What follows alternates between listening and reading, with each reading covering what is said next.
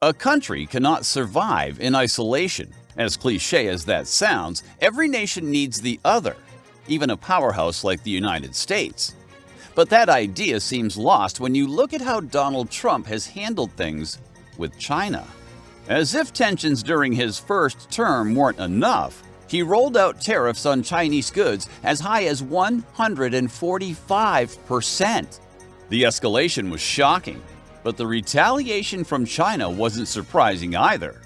Trump wasn't just straining ties with China, he was also getting closer to Russia.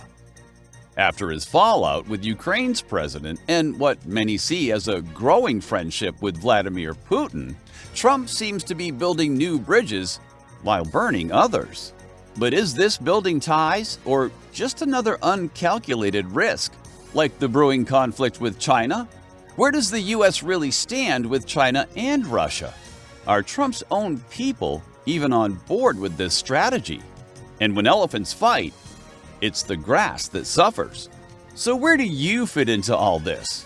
Let's figure it out together. Now, Trump's tensions with China aren't new. We saw the first sparks during his first term.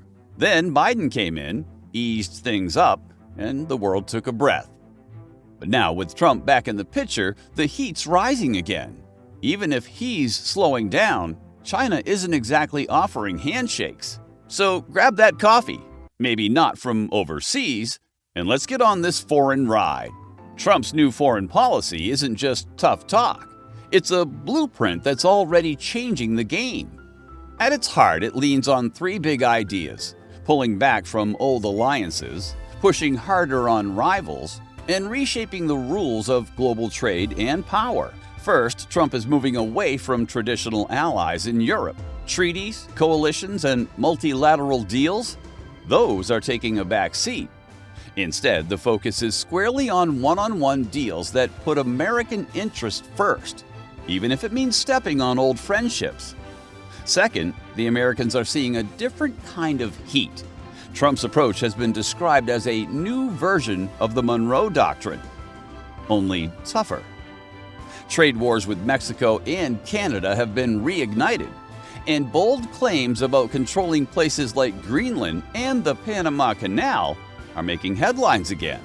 Third, the realignment with longtime U.S. adversaries. Trump's stance towards Russia has been warmer than most expected, offering concessions in Ukraine and framing the conflict as partly Ukraine's fault. His critics say this could redraw alliances in a way the world hasn't seen in decades. And it doesn't stop there. Trump's pro-Israel moves have sparked new tensions in the Middle East, including proposals about the Gaza Strip that are setting off alarms worldwide. With all these shifts happening, China and Russia aren't sitting quietly. They're making their own moves. So what's brewing under the surface? Let's take a closer look. It all started when Trump slapped a 145% import tax on Chinese goods.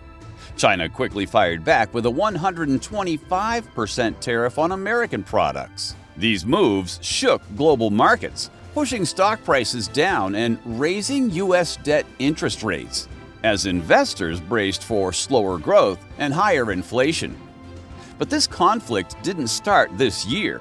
Its roots trace back to 2018, when Trump's administration introduced tariffs targeting Chinese trade practices and intellectual property theft. In response, China accused the U.S. of nationalist protectionism, triggering tit-for-tat measures. Although a fragile Phase 1 agreement was signed in early 2020, most analysts saw the first trade war as a loss for America. The Biden administration kept many Trump-era tariffs and even expanded them, targeting Chinese electric vehicles and solar panels. Then during the 2024 campaign, Trump promised harsher measures. After returning to office, he raised tariffs by 10% in February of 2025, another 10% in March, and hit a total of 54% by April. China retaliated, placing 15% tariffs on U.S. exports like agricultural goods. By mid-April, both countries locked in unprecedented rates. 145% on Chinese imports and 125% on American goods. Analysts predict a 0.2% drop in global trade. China, however, announced it would no longer respond to additional tariffs, stating American goods were already priced out of its market. Now, Trump appears to be backtracking. Facing pressure from Wall Street and domestic businesses, he has signaled a willingness to ease tariffs. Speaking in the Oval Office, Trump promised a softer tone, pledging not to mention sensitive topics like COVID-19 origins. However, Beijing stands firm. China's Commerce Ministry made it clear, if Trump wants to deal, he must fully lift the tariffs. At this point, the trade war reignited seems to be turning against him. As some in Beijing put it, the player is now being played.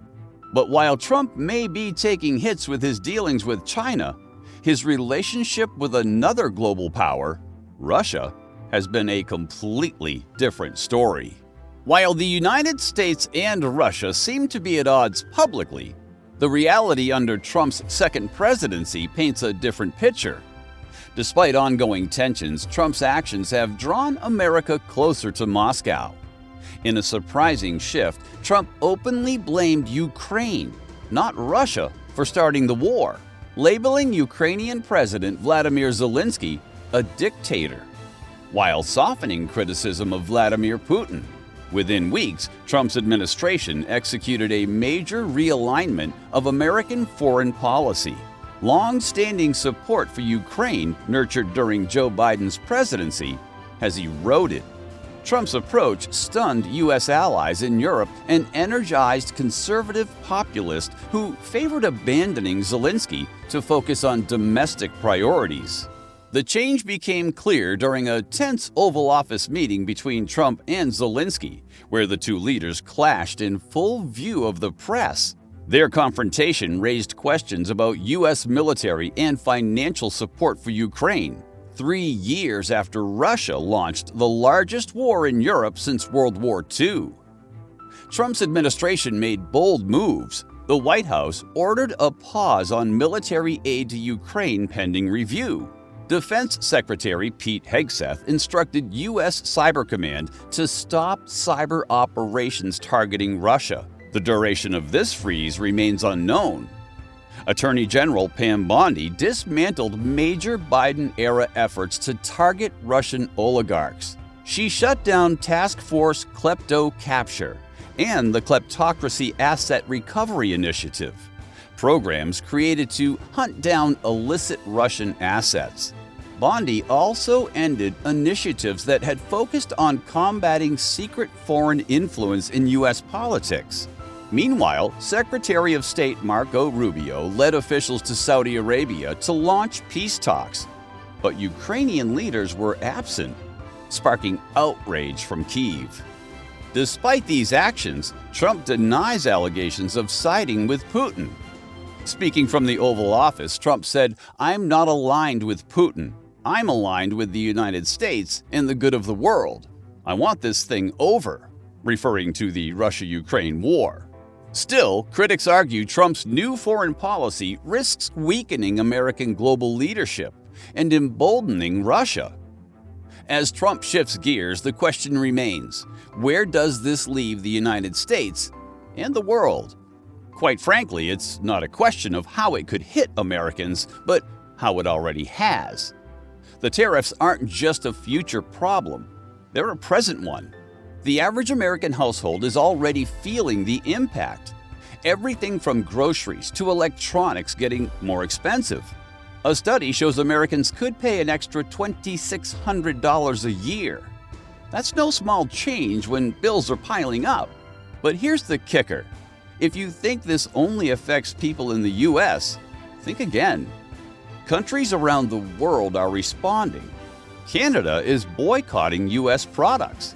And some European nations are warning of a global slowdown. The EU is considering countermeasures, while China has slapped hefty tariffs on American goods and restricted exports of crucial materials like rare earth minerals. This is no longer just a U.S. issue.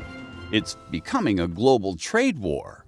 And the effects aren't just hitting wallets, they're impacting jobs too. American farmers, already struggling with low exports, are facing even tougher times, while industries like technology are feeling the strain from disrupted supply chains. This creates a ripple effect, shaking up markets and affecting jobs worldwide. So, what's next? If things keep escalating, the world could be heading into an even rougher economic patch. Whether these moves help the U.S. in the long run or lead to deeper instability remains to be seen. But the stakes are higher than ever. Trump's foreign policy is a wild ride. China's trade retaliation, Russia's surprising closeness, and the global ripple effects. This is no small game. Tariffs are hurting wallets. Jobs are on the line, and the U.S. is feeling the tension in ways we can't ignore. Whether it's a shift or a high-risk gamble, the impact is clear. How do you think this ends? Will it create a stronger U.S., or is the world bracing for a bigger fallout? Let me know what you think in the comments. I'm reading them. And hit that subscribe button to stay in the loop on how these foreign moves shape global politics. Thanks for hanging out. See you in the next one.